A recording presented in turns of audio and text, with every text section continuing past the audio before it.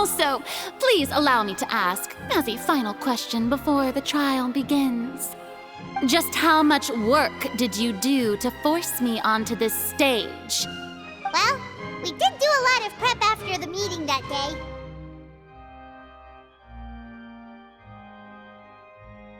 I can go over the tasks assigned to the Spina di Rosula, since they were rather straightforward and easy.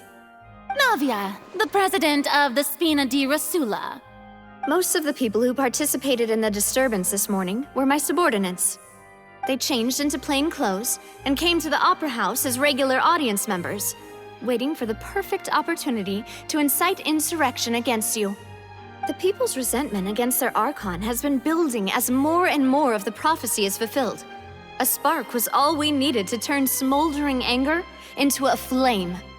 Moreover, according to our understanding and analysis of you, when something like that occurred, you would likely flee the scene and head to Poisson by yourself. So, we arranged for a second group to lie in wait there. So, you mean, the ones who scoured the settlement for me were also from the Spina? And their goal was to force you to step into the giant magic box so you may personally participate in the greatest magic performance in all of Fontanian history. That's right. That house was a magic box rather than someone's residence.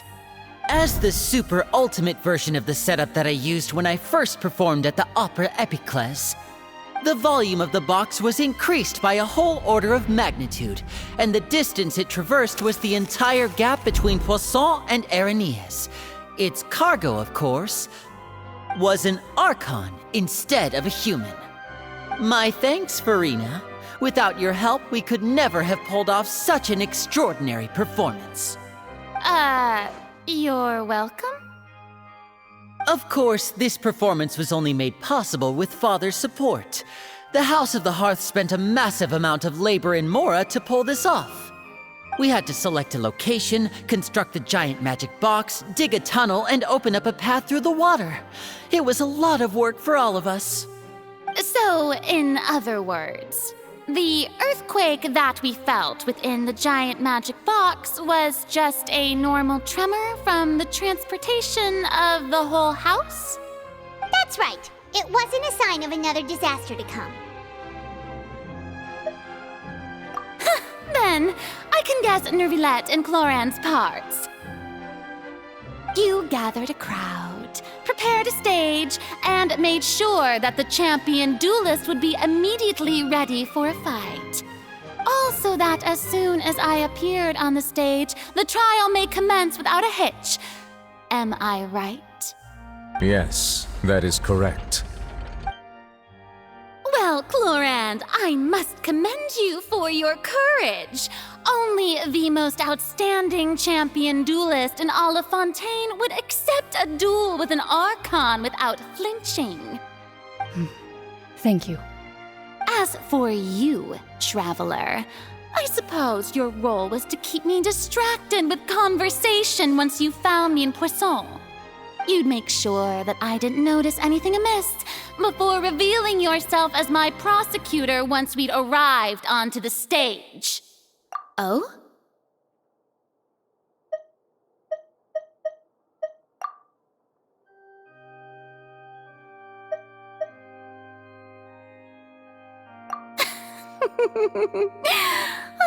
Is that so? Then I suppose I must have missed my final chance. It's fine. It matters not. What's done is done. The stage is already set, so there's no reason to disappoint the audience. Let's see this trial through to the very end.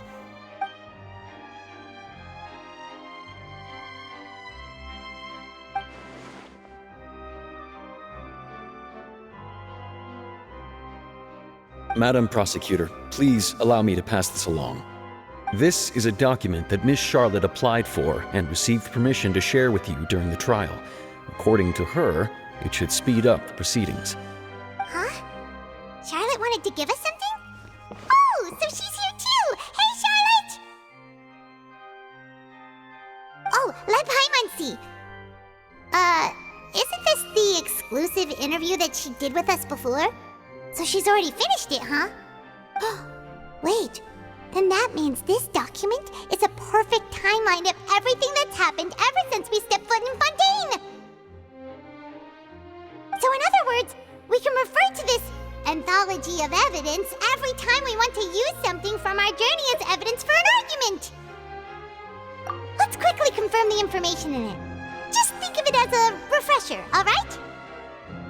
You defeated the Hydro Archon in the very first duels you took part in at the Opera House. That's one for the history books, all right. I didn't think that you'd wind up getting to the bottom of the case I'd been following all this time. I guess you could also see this as a happy coincidence. This is the first time Monsieur Neuvillette had a difference of opinion with the Oratrice. Even the Hydro Archon can't figure it out.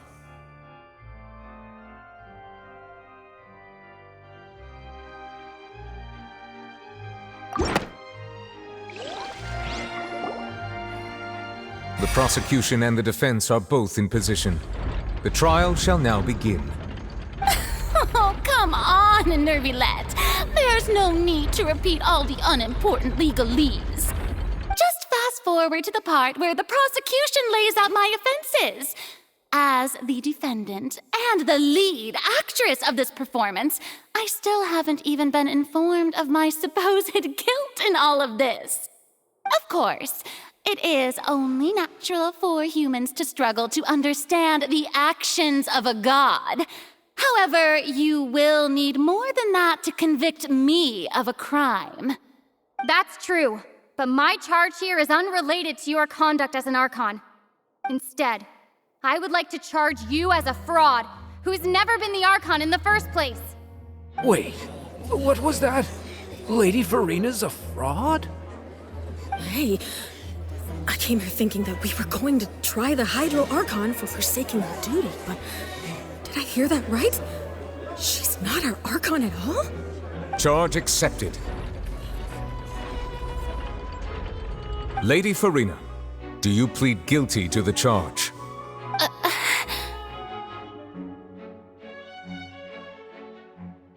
Lady Furina. I plead not guilty. How can I be guilty?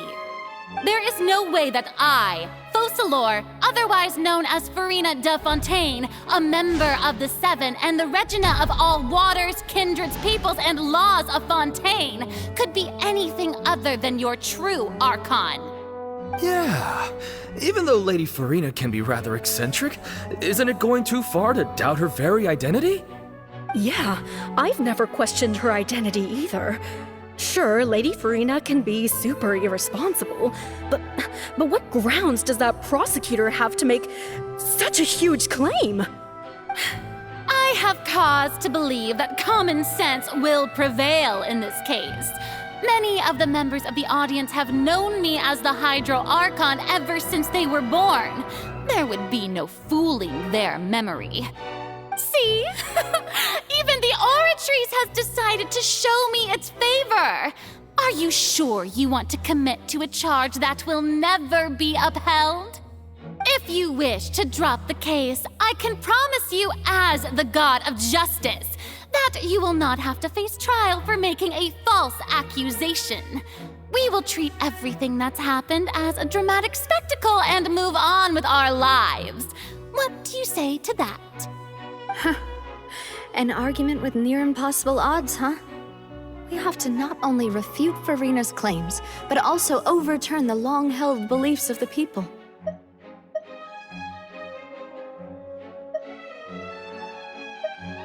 Well, I tried to give you the chance to surrender. If you must persist, then let me ask. If you believe I'm not the Archon, then what manner of being do you think I am? And if I was not the Archon, then how did I manage to live for over 500 years?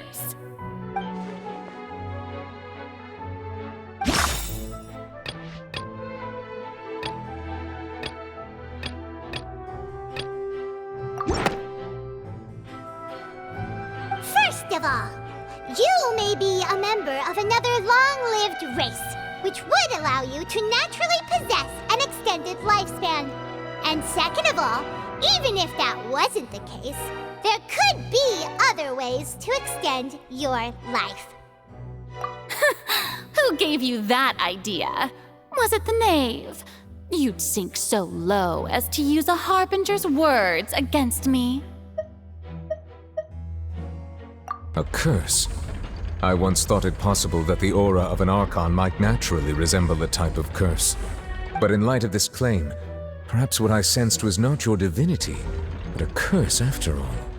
You sensed it too, huh, Neverlet?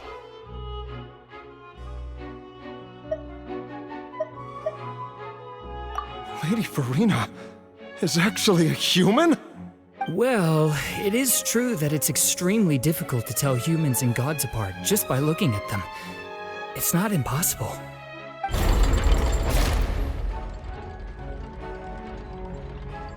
Well, don't start celebrating too early now.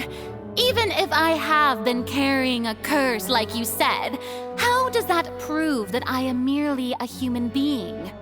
Besides, everyone knows that the main difference between a human and a god is the possession of authority. Gods can do what humans cannot. That's why they're worshipped as gods. For centuries, manifestations of my authority have served the nation of Fontaine. One need only to turn their eyes towards the Oratrice Mécanique d'Analyse Cardinal in this very opera house, or consider the endemnitium that is used in every aspect of life.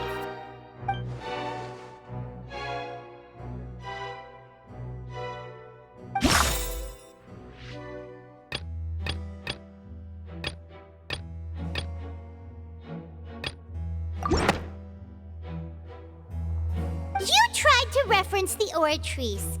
But weren't you as confused as all the rest of us when the Oratrice declared Child to be guilty without any proof? Otherwise, you should have come up with a good explanation for that by now. Didn't I make myself clear at the time? The decisions of the gods are naturally difficult for humans to comprehend. There is no need to provide an explanation. Lady Furina, I believe a reminder of your current circumstances is in order. While the court is in session, the principles of justice and the law must come before all else. While you are an archon, you are also first and foremost the defendant in this trial. You will prove yourself unable to defend against the prosecution's charges if you continue to withhold vital information against the rules of the court. I never thought you'd use that kind of rhetoric against me. That was no trick of rhetoric, Lady Furina. I've merely reiterated the rules of the court. Rules that all should respect and follow. So, you neither knew why Child was declared guilty, nor did you understand the structure and operations of the Oratrice. Instead of having been created by you, the manifestations of authority you mentioned have been made by the real Hydro Archon, haven't they? The real Hydro Archon? Well, now you're really losing me. It is true that I did not know why the Oratrice gave out a guilty verdict that day. But the Oratrice handed out that verdict unilaterally, and it has been operating independently ever since it was first created. You can't argue that just because a divine creation is flawed, that the god behind it must also be no god at all. She's still throwing out all kinds of excuses. Seems like she's confident that we won't be able to produce proof that she has no power over the Oratrice. My power as an Archon. There are many ordinary citizens in the audience. How can I just carelessly demonstrate the formidable power of an Archon? If that poses a concern, I'm prepared to extend my protection to the audience. You don't need to go that far.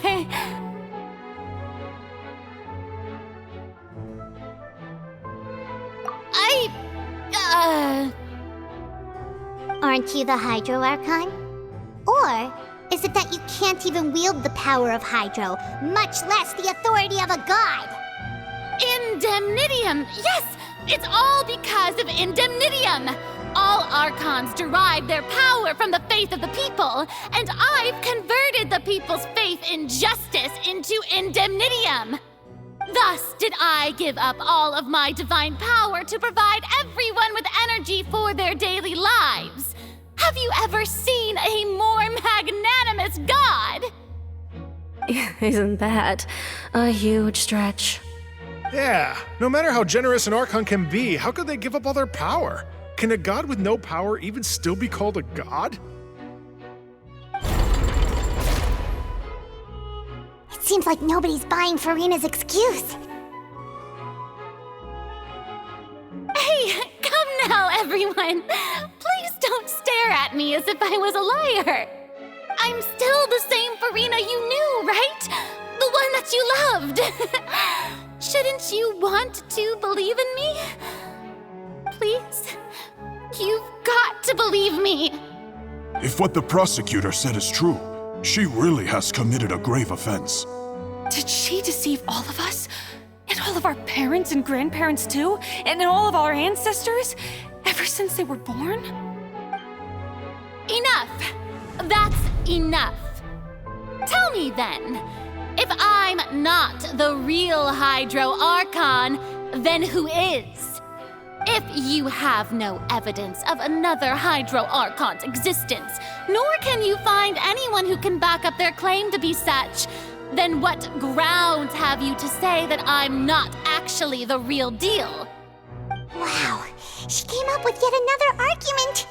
How can we refute her now? Seems like she really doesn't want to give up.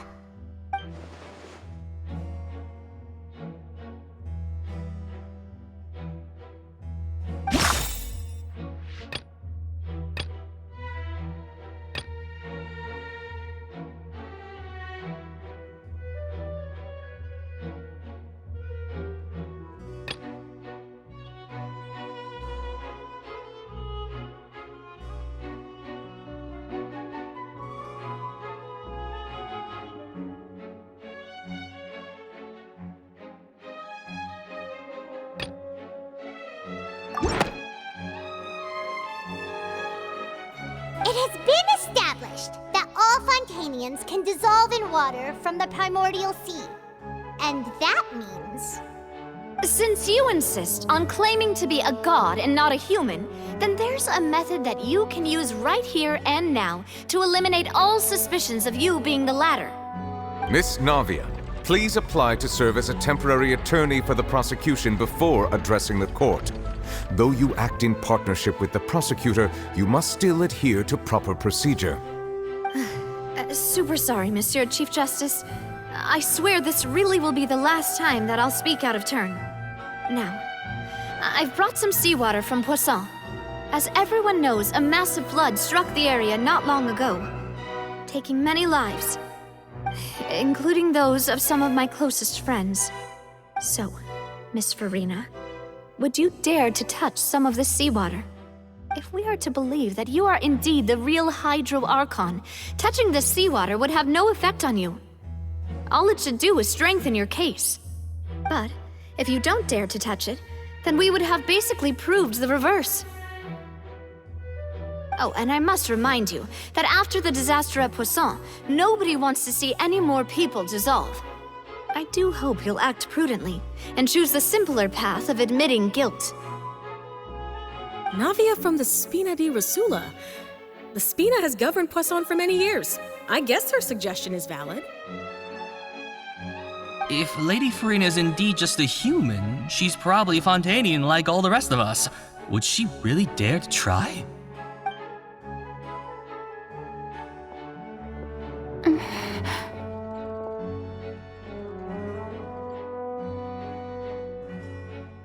Lady Furina, this test has been unilaterally proposed by the prosecution. As it falls outside the realm of standard court proceedings, you possess the right to decline participation.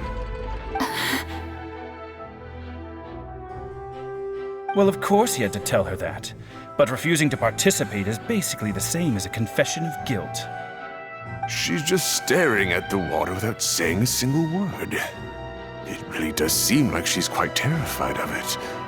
That could only mean... What's going on? Is she really planning to... That's not what we thought she would... Due to the inherent risk of the test, Lady Furina, you may... What? Hey!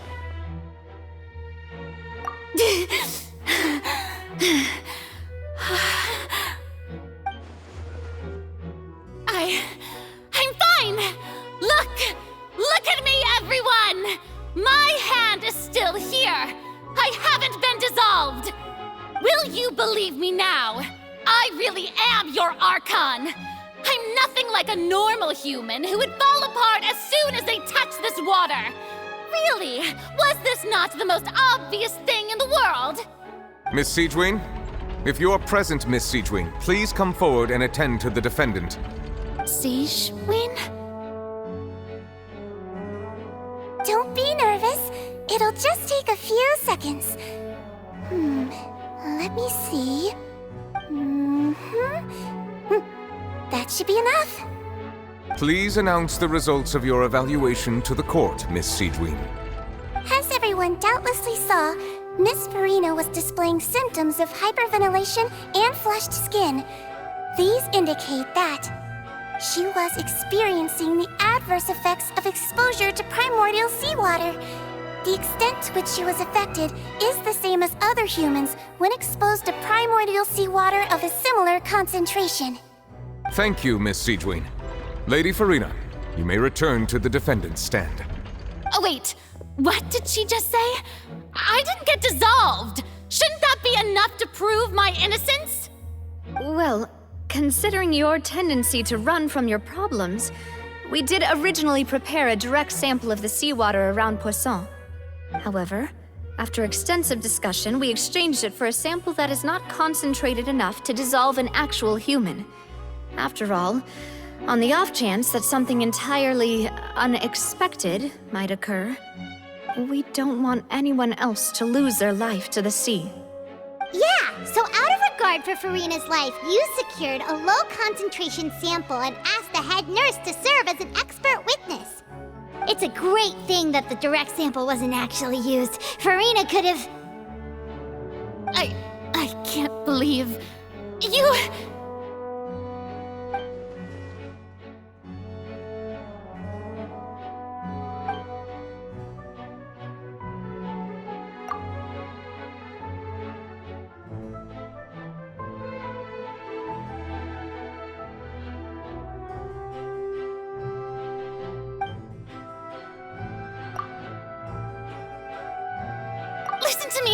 Listen to me, everyone! Please don't give me such cold and disdainful looks! What happened just now didn't prove a single thing! Think about it! How can you conclusively prove that an archon can't also be affected by the primordial seawater? Also, if I was really just a human, why would I dare to just put my hand in that kind of water?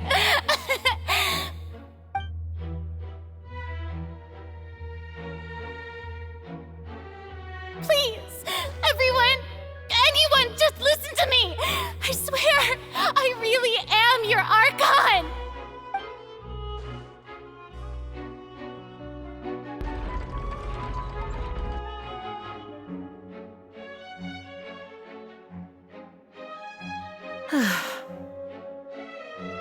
I don't think anything she says at this point will sway anyone.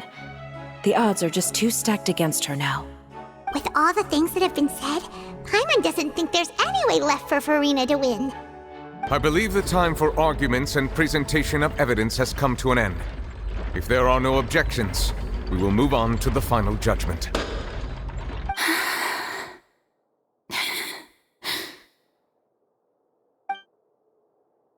I don't think anything she says at this point will sway anyone. She's too stacked against her now.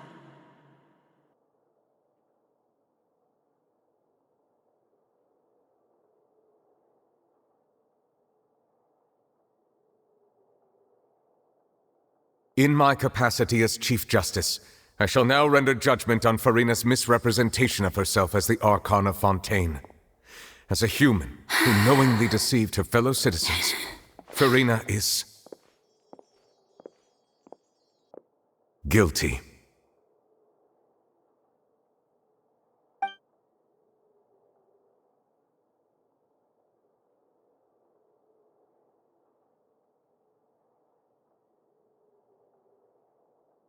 We shall now turn to the Oratrice Mécanique d'Analyse Cardinale to render the final verdict on the charges.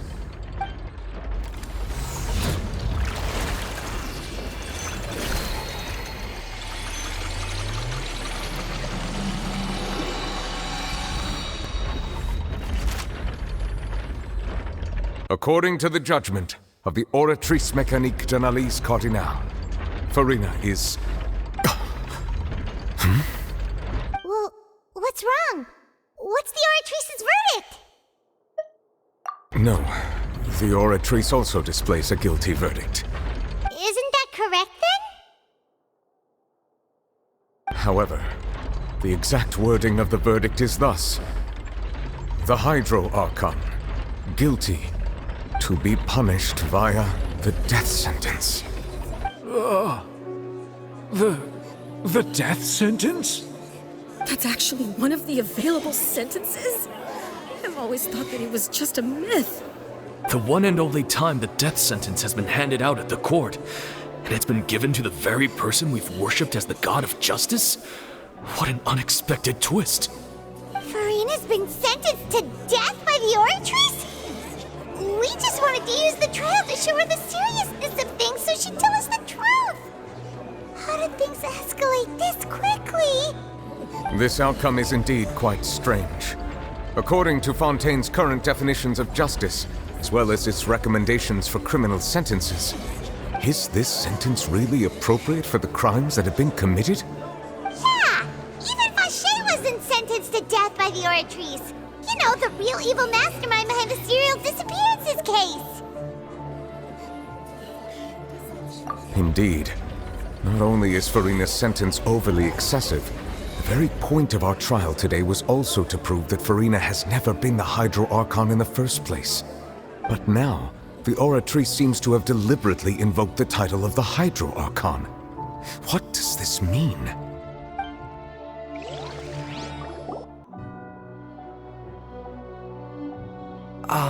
Excuse me, if I may interrupt. Is the trial still going? Fremine!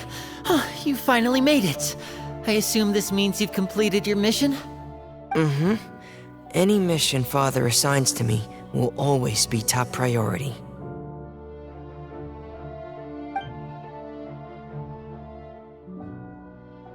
Is that the first prophecy slate? Huh.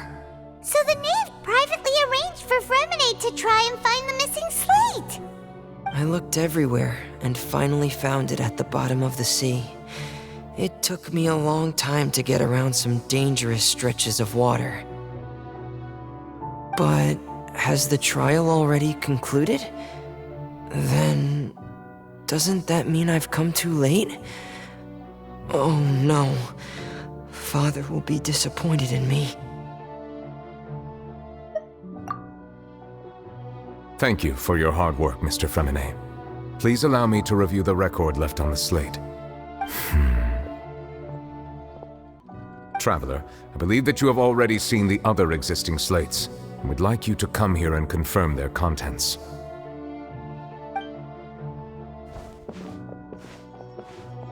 Huh? So what do you see? What is it?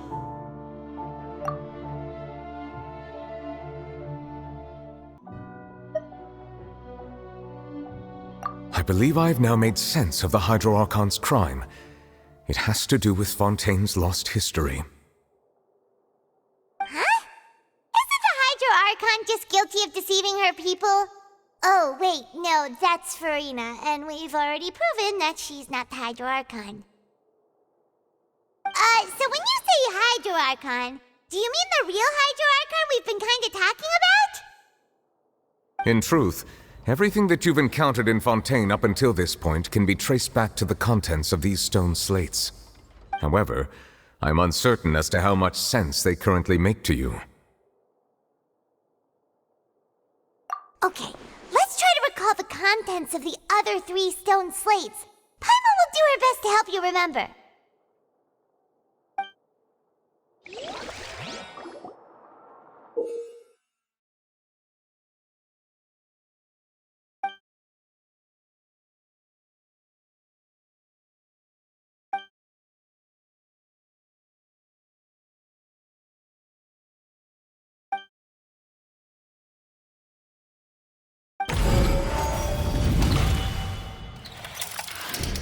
The first stone slate describes what you just said. It seems to show the previous Hydro Archon using her divine power, and then the Oceanids turn into humans. Does that mean that Fontanians are transformed Oceanids? Oh, Paimon wasn't expecting that. But if Oceanids can turn into humans, then perhaps this process can be reversed as well.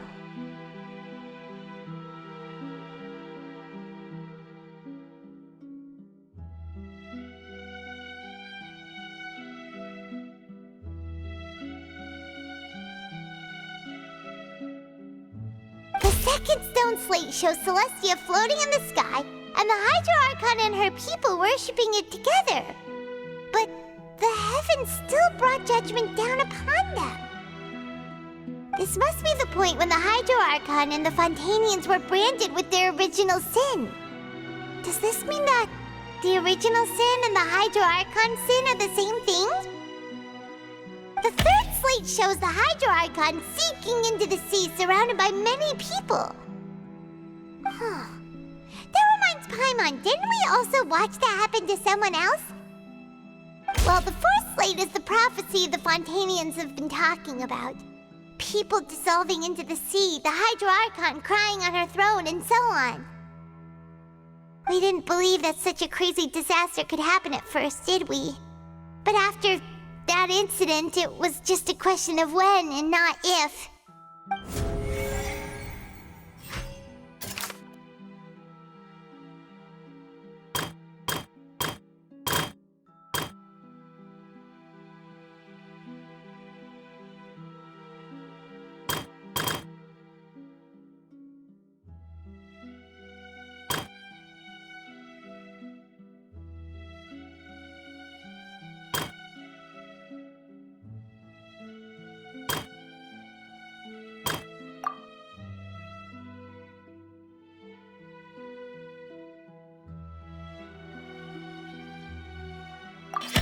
We know from the case of the serial disappearances of young women that Fontanians can be dissolved in primordial seawater. And the first stone slate tells us that long ago, the Hydro Archon used her power to turn Oceanids into humans. This might be the reason that Fontanians can dissolve.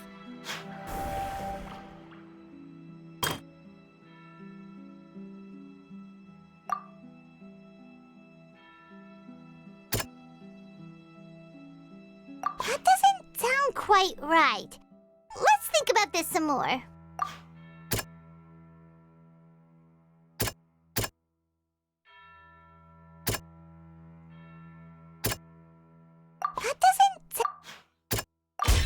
Perhaps what is about to take place has all happened before. The true sin of the Hydro Archon that Nervilette mentioned, and the original sin cast down on the people of Fontaine by Celestia, as recorded on the stone slates.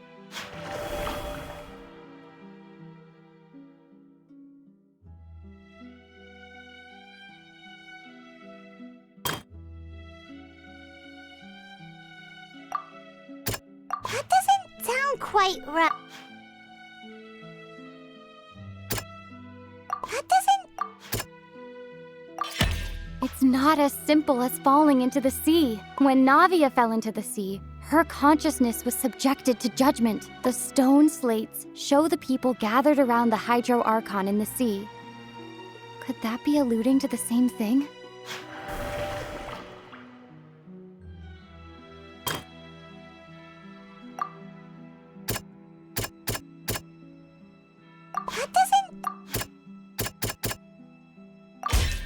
prophecy from the stone slates found its way into society, but not many people believed it at first. The fortress of Meropide was nearly flooded with primordial seawater, which we know can cause Fontanians to dissolve. It seems increasingly likely that the prophecy may come true. If we hadn't dealt with it in time, things could have gone very badly. They'll dissolve into the primordial sea but won't cease to exist. Their essence will flow in the seawater, converge, and take the form of an Oceanid. The Hydro Archon was sentenced to death in court, shocking everyone present. Perhaps this means that her sin was actually Fontaine's original sin. Navia fell into the water inside those ruins, and she nearly dissolved. She was surrounded by the people of Poisson in a court within her consciousness, and was forced to take part in a trial meant to make her stay. The eruption of the primordial sea at the fortress of Meropide was the surest sign that the prophecy was about to come to pass no matter what. The prophecy's contents can all be verified by recent events. If we combine what we know together, loads of truth should come to light.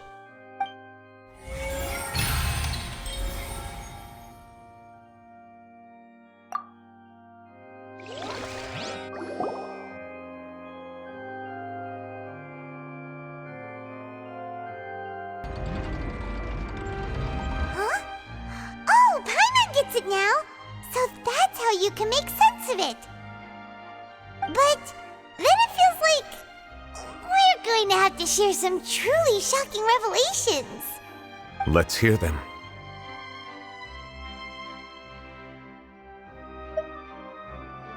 Incredible. Linny, did you hear that? We're not real humans. All Fontanians were originally created by the late previous Hydro Archon, with Oceanids as their basis. The evidence for that can be found in how only Fontanians could dissolve in primordial seawater, and how all the girls Vacher dissolved were also turned into Oceanids. Oh, and according to Navia, when she was about to get dissolved, she also saw everyone gathered around for a trial, all of them in the shape of Oceanids.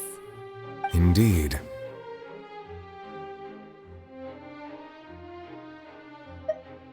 Yeah, and it follows from the content of the first slate that she probably angered Celestia by creating humans without prior permission. That could also explain why the Oratrice judged the Hydro Archon to be guilty. It's to account for that ancient sin. The Hydro Archon's true sin was creating us? And yet, after many hundreds of years, the Hydro Archon's creations have turned around to try to judge the Archon within the Opera Epiclese. The twists of history are often the most unexpected of all.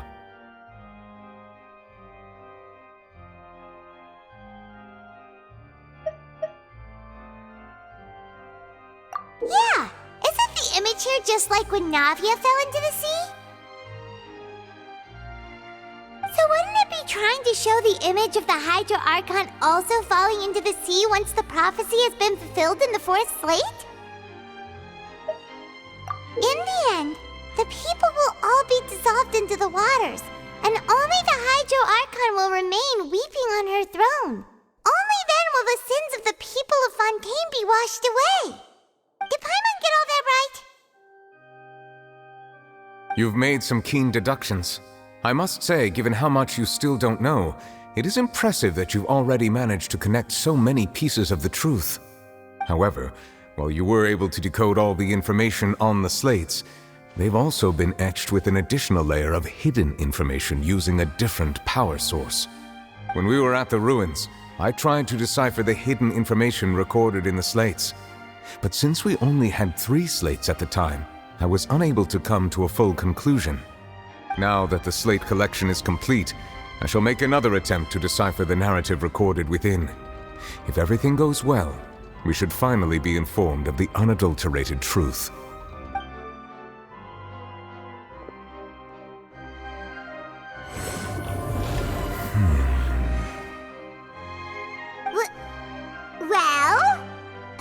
Did you get it? I believe I should share this truth not only with you, but with all the people of Fontaine as well. I will try to briefly summarize it for you.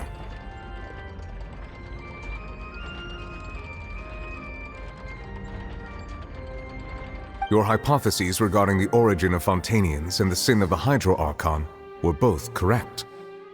In the Fontaine of old, the previous Hydro Archon sensed the yearning of her Oceanid familiars for life on land.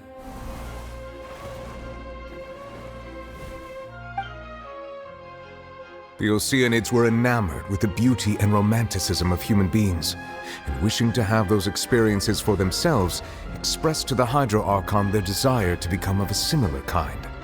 However, even though water as an element is intricately linked with the power of life, the Hydro Archon, as one of the seven, did not possess the authority to create a new form of human life.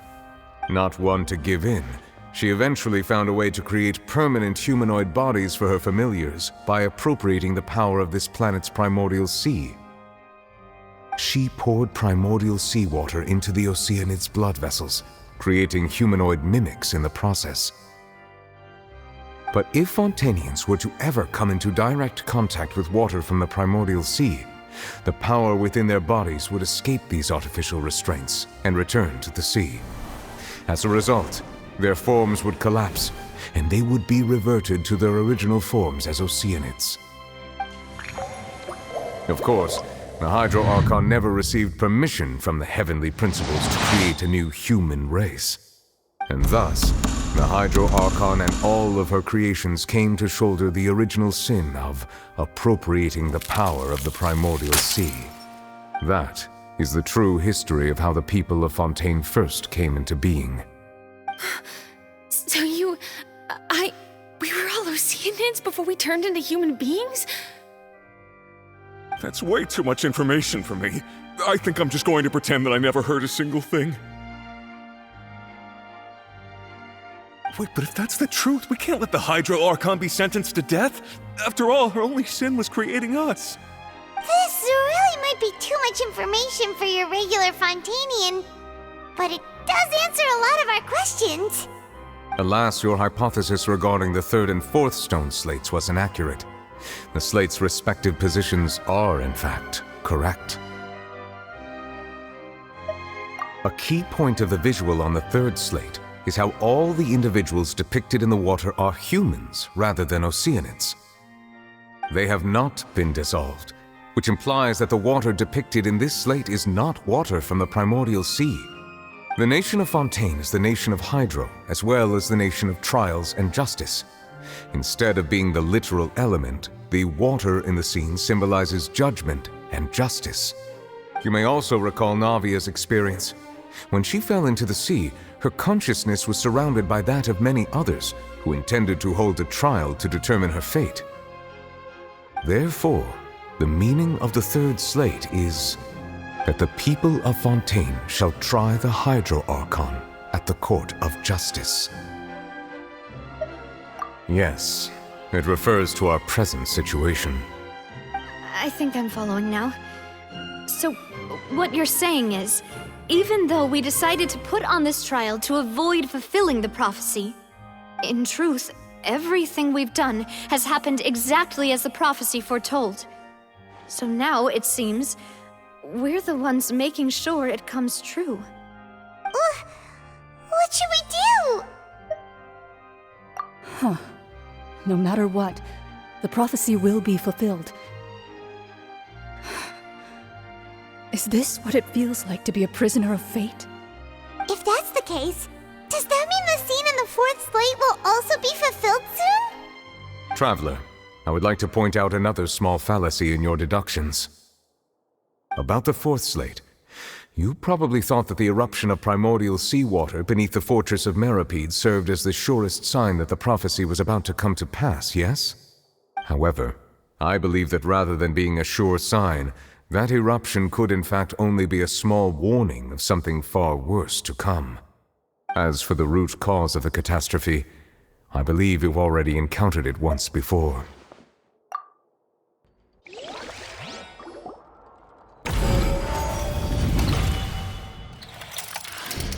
This eruption was just a small warning of the things to come. We must find the root cause of the disaster.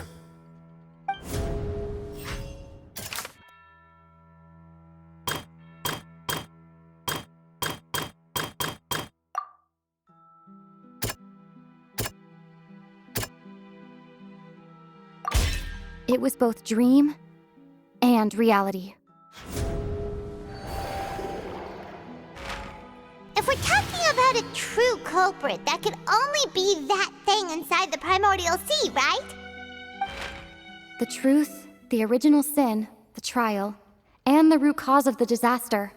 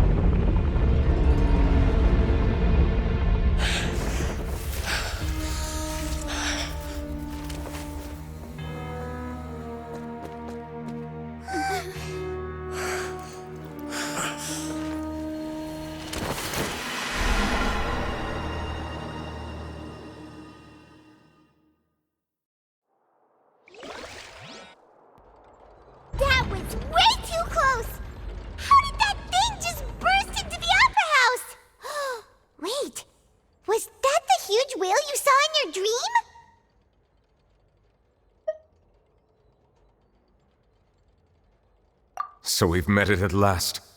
I understand very well why it has chosen to make an appearance here. That whale does not belong to Teyvat. It is a monster that has traversed the stars, weeping all the while. It has been greedily consuming the energy from the planet's primordial sea, using it to grow. That is the main cause for the rising sea levels. And once it has finished consuming all of the energy contained within the sea, its next step will be... You said that when the Hydro Archon first created Fontanians out of Oceanids, she filled their blood vessels with primordial seawater. Precisely. That whale finds the blood of Fontanians nigh impossible to resist. Therefore, when it left the primordial sea, it decided to make its next stop a packed opera house full of food. Food in the form of Fontanians. We just barely managed to push it back, right? In that case, won't it come back to target the people again once it's managed to recover its strength? That is correct. Indeed, it is more accurate to say that we should thank that Harbinger for buying us some time. Without him, the whale would have likely come onto land far sooner. From the way he looked, he must have been fighting the creature for quite a long time. That battle maniac. We've always known that he had a special connection with that whale, but we definitely didn't expect it to help us out like this.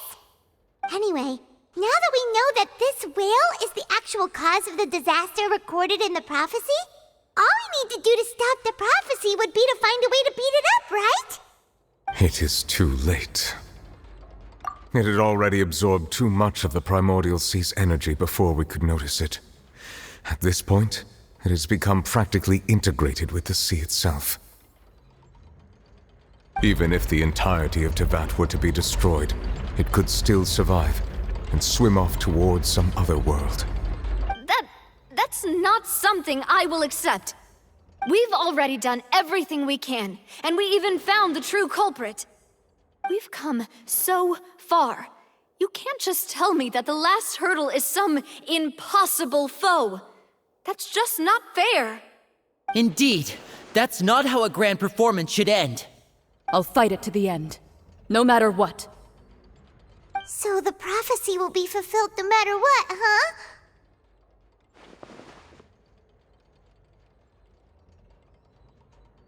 The prophecy. Yes, what has been prophesied will be fulfilled.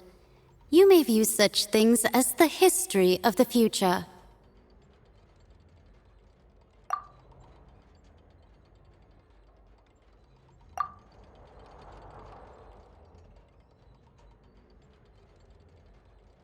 Just as prophecies are usually only the future as seen from the perspectives of the gods, could things be happening in hidden corners where the gods' gaze does not fall?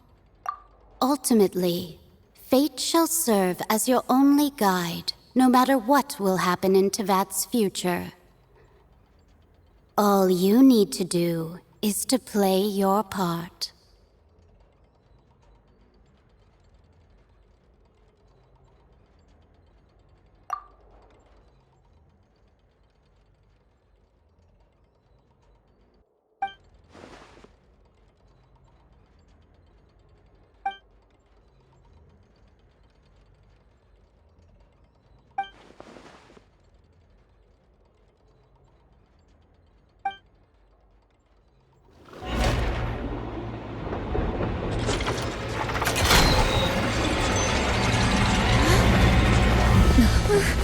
What's happening with the oratories? I believe it is preparing to carry out the death sentence.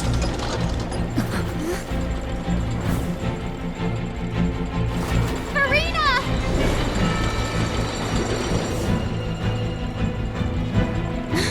No, I still need answers.